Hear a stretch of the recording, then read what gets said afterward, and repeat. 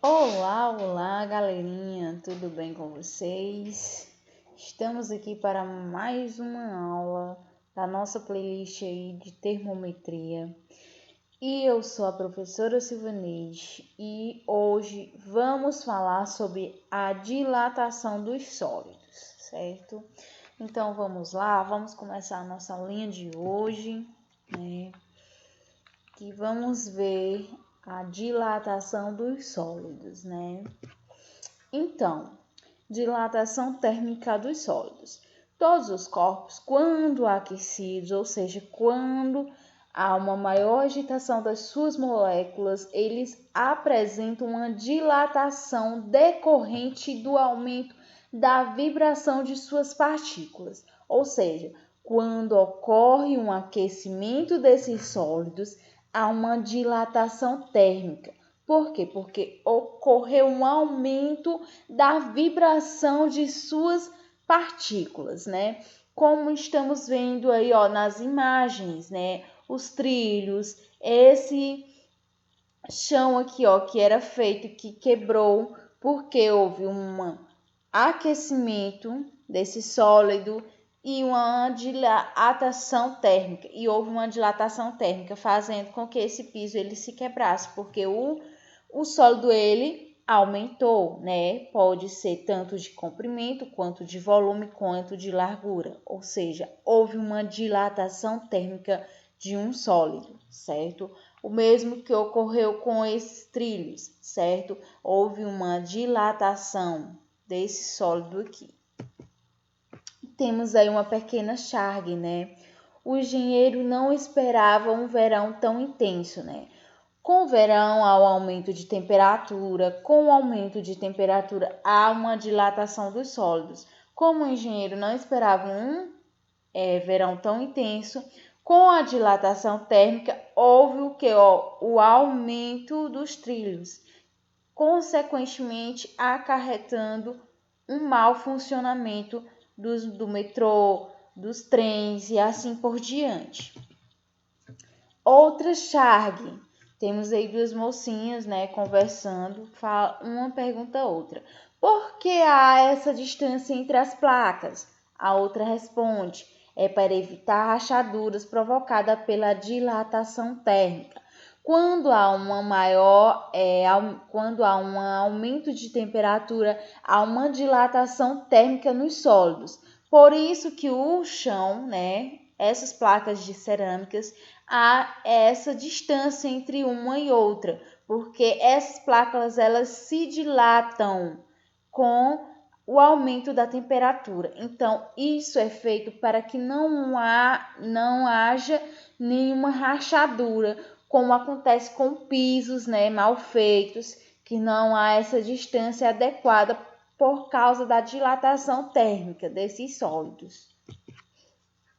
Dentro da dilatação térmica, temos a dilatação linear, a dilatação superficial e a dilatação volumétrica.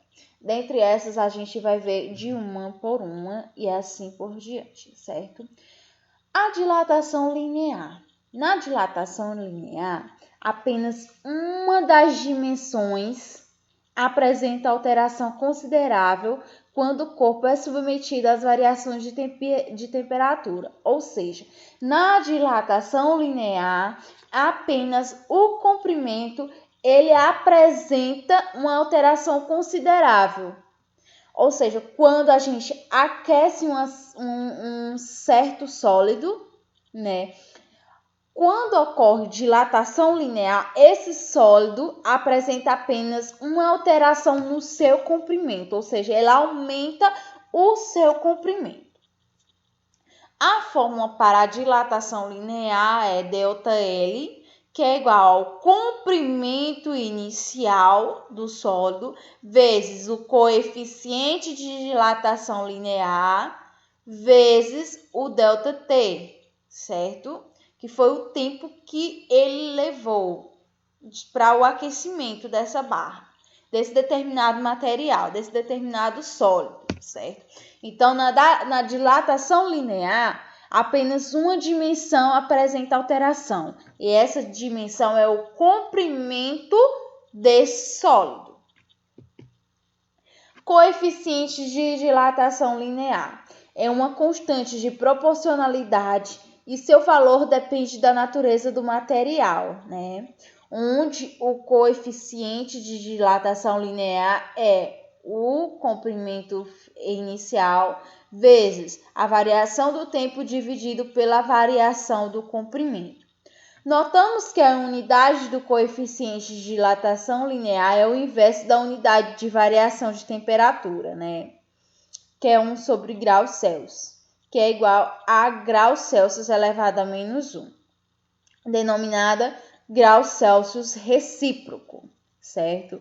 Então, aí, a unidade do coeficiente de dilatação linear é o grau Celsius recíproco, certo?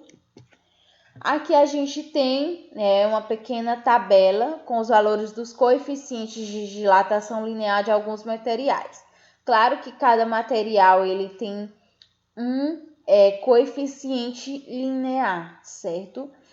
Por exemplo, o chumbo ele tem um coeficiente linear de 2,9 com uma grandeza de 10 elevado a menos 5. O zinco é 2,5, o platina é 0,9, o ferro é 1,18. Então, cada material ele tem um determinante coeficiente de dilatação linear. É claro que o zinco ele consegue se dilatar bem mais rápido do que o chumbo. Por quê? Porque o coeficiente de dilatação linear é bem menor do que o coeficiente de dilatação linear do chumbo, certo? Então, alguns têm o coeficiente de dilatação linear menor que os outros. Cada material há um coeficiente de dilatação linear. Temos também a dilatação superficial. A dilatação superficial ela ocorre em duas dimensões do sólido, do corpo, ou seja, tanto no comprimento quanto na largura, certo? Então, se a temperatura de um sólido varia, consequentemente, a área de sua superfície também varia. Então, para calcularmos a dilatação superficial, utilizamos ΔA, da área, variação da área, é igual à variação inicial da área, aliás, o comprimento, a área inicial, vezes o beta, que é o coeficiente de dilatação superficial, vezes o ΔT, que é a variação do tempo. Então, na dilatação superficial, o corpo ele dilata-se em duas dimensões, comprimento, largura, certo? Comprimento e largura, certo? Não se esqueçam, na dilatação linear apenas comprimento, dilatação superficial, comprimento e largura.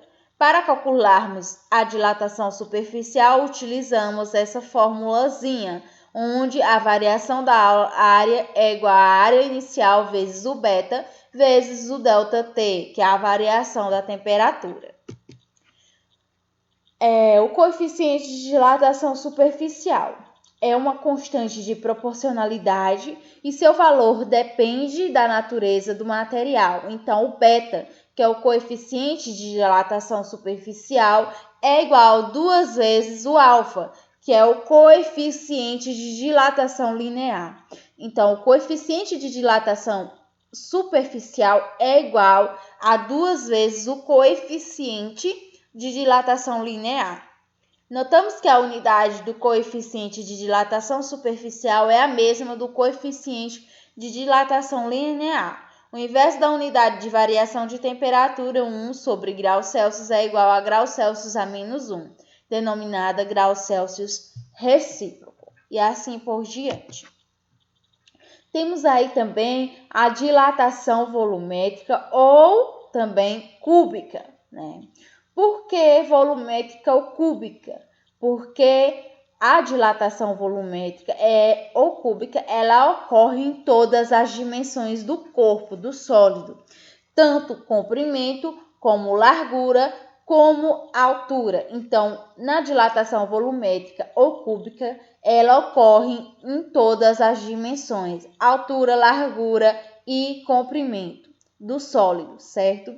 Então, todas essas dimensões, comprimento, largura e altura, sofrem dilatações após o aquecimento, após o aumento da temperatura.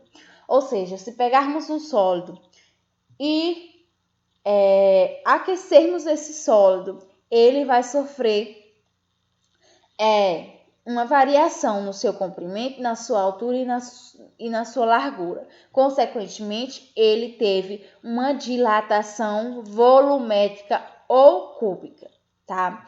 Para calcularmos a dilatação volumétrica, ΔV, ou seja, variação do volume, né, é dada por volume inicial vezes o gama, que é o coeficiente de dilatação volumétrica, vezes a variação do tempo.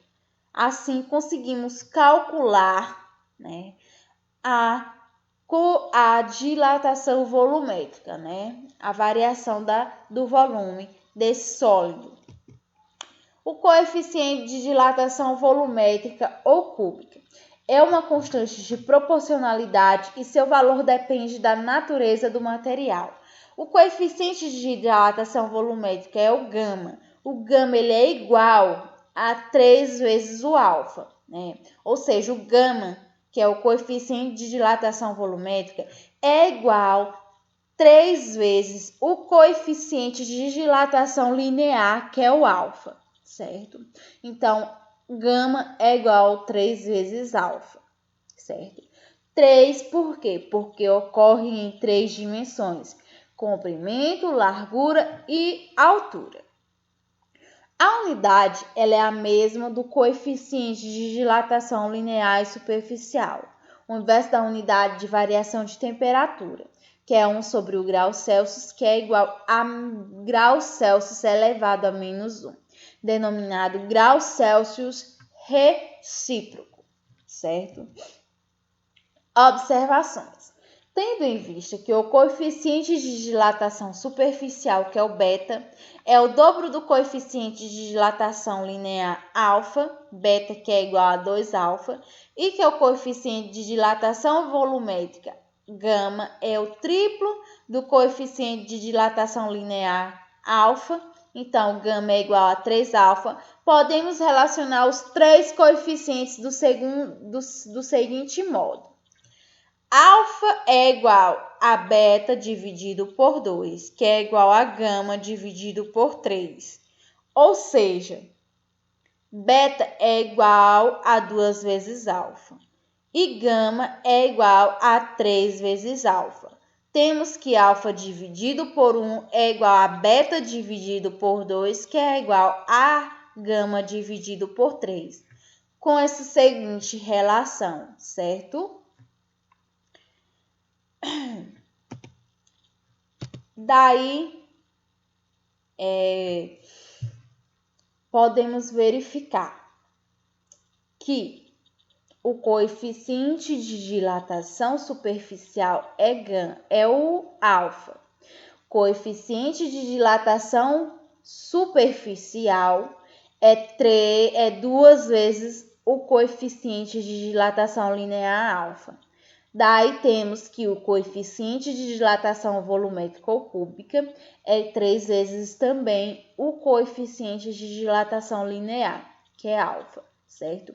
Então, vimos aí a dilatação dos sólidos, que ocorre de 3 maneiras: em uma dimensão, comprimento, dilatação linear; em 2 dimensões, dilatação superficial, comprimento e largura; em 3 dimensões, dilatação volumétrica, que se dá em comprimento, largura e altura, certo?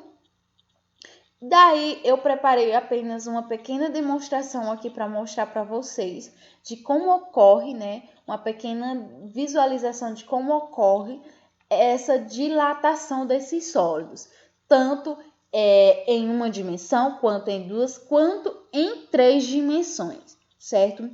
O que é essa dilatação? Ou seja, quando a gente há um aumento de temperatura, há o quê? Uma maior agitação das moléculas desse sólido, das partículas desse sólido, e há um aumento tanto em seu comprimento, sua largura ou a sua altura.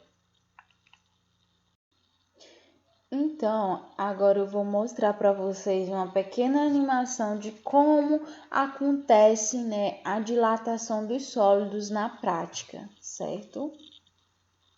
Então, vamos. Aqui eu coloquei um sólido, né?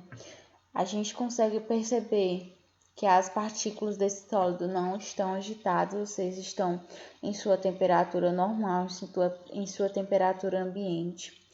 E eu vou começar a aquecer esse sólido, ou seja, aumentar a temperatura.